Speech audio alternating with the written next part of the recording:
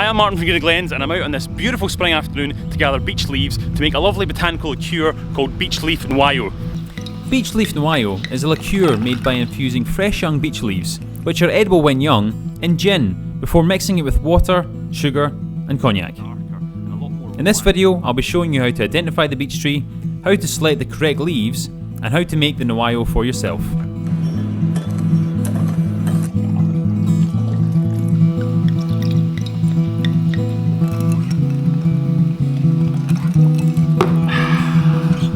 Very, very nice mix, very easy to drink, and I think a lot of you are going to like this.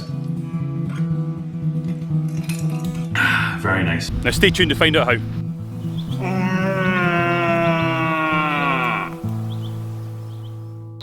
So what is Beech Leaf Noyau? Now, Beech Leaf Noyau is a liqueur essentially made from beech leaves, gin, brandy and sugar. That's all you need. It's dead simple and it's really, really tasty. Now, I've put the camera in the branches of this beech tree to show you how to identify a beech tree and to show you what to look for when you're selecting your leaves.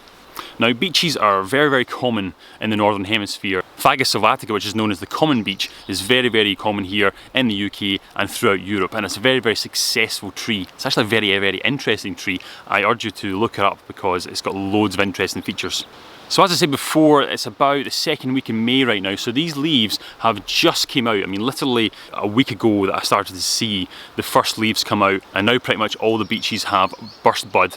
Of course, this depends on your climate. I live in central Scotland, and the further south you are, the earlier the buds will break.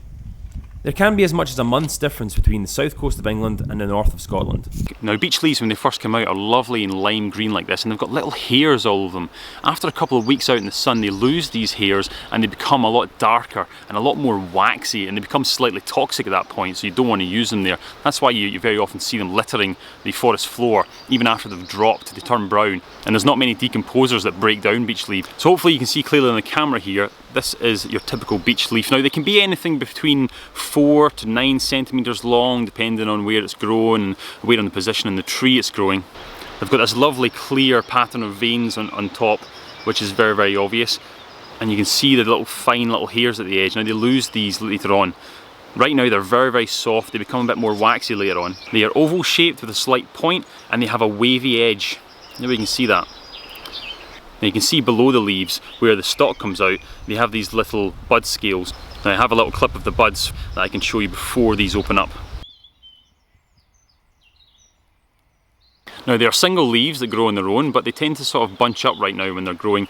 You can see they grow in a sort of crisscross pattern opposite from each other. You shoot out one there, one there, one there, one there. Now, I personally think that beech is one of the easiest ones to identify, but what I find much more reliable method of identifying trees is to identify them through the bark. Now, the bark on beech trees is very smooth. It stays smooth until it's very old. Sometimes you can see enormous big beeches, huge diameters of trunk, but the bark is surprisingly smooth. Sometimes they have little indentations and little sort of vertical scars on them, but by and large the whole tree has got very smooth, deep grey bark. And the crown also forms a wide dome shape with long, really, really long horizontal limbs that come out, and they make for very, very impressive looking trees. And right now, at this time of year, these leaves are edible on their own. Personally, I never use them as a main ingredient to salad, but I will use them as a little sort of citrusy garnish almost. They have a little sort of botanical, citrusy, lemony taste to them, which I think's a little bit too overpowering if it's all together in a salad. But if it's just 20 or so leaves scattered in amongst other better salad leaves, I think they're quite nice. And it's a flavour that lends itself very, very well to going with gin. So to make Noyau, you need a lot of beech leaves. You can see there's not much to them, and they are very, very slim, especially at this time of year. There's not much substance to them at all, so you need a lot of these. And I think if you're going to make any substantial amount of Noyau, you need at least a litre container worth of these leaves.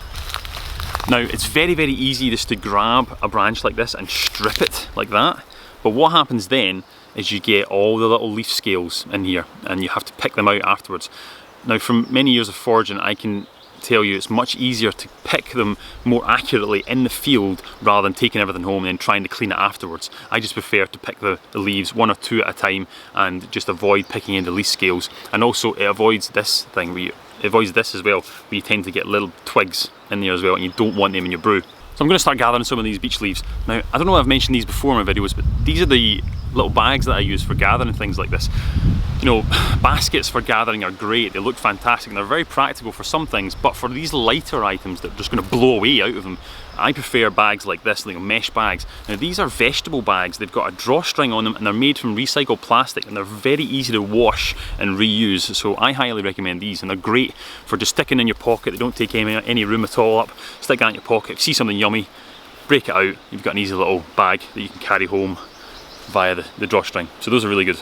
Now I like to clarify Beech Leaf Noyau as a liqueur, beech leaf liqueur, because I don't think Noyau makes a particular amount of sense. I speak a little bit of French, so I know roughly what that means, but I asked my friend Armand, a French guy I know, you know, is there any sort of logic to the name Noyau, because it seems to me that it's focusing on the wrong bit of the plant. And in his characteristic French style, he was like, "Oh mon Dieu, Martin, it is nonsensical what you say. This Noyau, it is not a leaf, not a leaf liqueur." And I was like, "Whoa, Armand, calm down, calm down." And he's like, "No, stupid English, always making mistakes with French. You're really hot-blooded French sometimes, you know. It's difficult to calm them down." And I said, "What's the big deal, Armand? What is it? What's the difference?" He said, "Noyau is a kernel, is a stone like an avocado, not a leaf like this. It's stupid." And I said, "See, that's what I thought, because you can get creme de noyau, which is a sort of apricot kernel infused spirit that you have in the south of France." Like, "Mais oui, of course, it makes no sense." So there you go, straight from the horse's mouth. Beech Leaf Noyau, as a name, is perhaps a bit of a misinterpretation. So I know this looks a bit laborious, but foraging isn't supposed to be fast-paced. It's good to slow down now and then. Feel free to strip the leaves if you are short on time. I've just had better results with the picking. It causes less damage to the trees, and you get less bugs on your brew as well. So now that we have the leaves, let's talk about the recipe. One of the reasons this is such a great drink is that there's no real set recipe you have to follow. It's pretty open to interpretation and personal tastes, but you can use this as a rough guide. For this brew, I have a litre of beech leaves, 1 litre of moderately priced gin, 750ml of brandy or cognac, 750ml of warm water, and about 100 to 200 grams of caster sugar. 200 grams gives you a sweet, syrupy liqueur, and 100 grams give you a slightly less sweet, drier liqueur. Put your beech leaves into a watertight container and pour in the gin. These preserving jars are great for this. Seal the container and leave for a minimum of 3 weeks. In reality, I left this batch for 2 months. The only real difference is the colour. And since the brandy will turn the final liqueur brown anyway, it doesn't really matter. Strain your infused gin through a sieve and make sure you squeeze out all the leaves.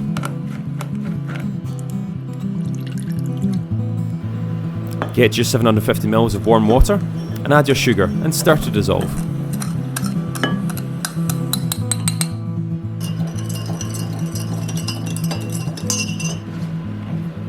Once it is dissolved, add it to your beech leaf infused gin. Then measure out your brandy or cognac and mix it with the rest of your liquid.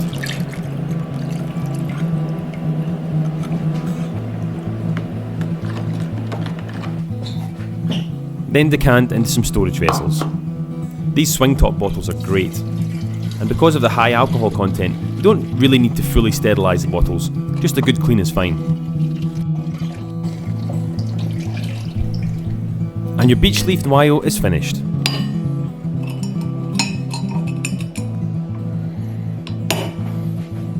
Doesn't it look great? Whip up a couple of snazzy labels for your bottles to add the rustic brewer's look, and drink responsibly.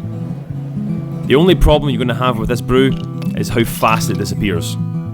I like this particular liqueur chilled, neat over some ice cubes. But you can use it to make all manner of mixed drinks and cocktails.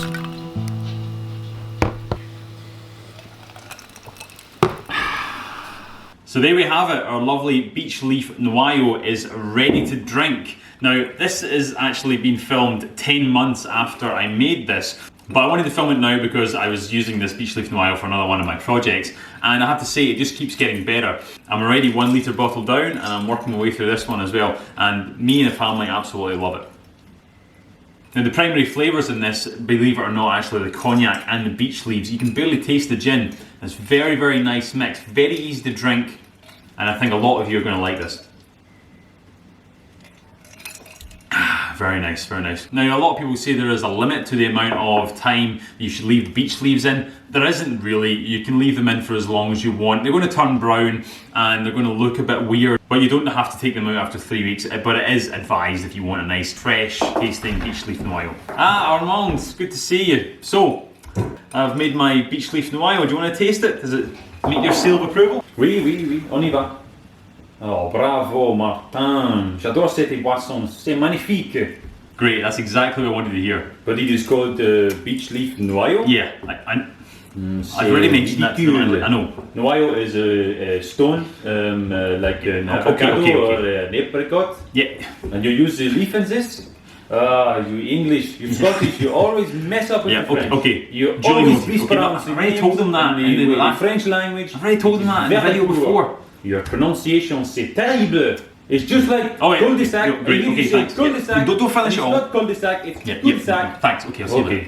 J'allais partir. Au revoir. There we go, straight from the mouth of the angry Frenchman himself. It is delicious, but the Noyau part doesn't make any sense. So maybe we should think of a new name for it. So thanks very much for watching. Hopefully you got some information out of that video. Please like and subscribe. It really helps the channel, and click the little bell in the corner to get notifications when new videos come out. It really helps the channel. It really helps me bring more bushcraft and wild food information to you, and it also helps me contribute to good ecologically friendly causes. So, Slanjava, Fotrasante, and I'll see you in the next video.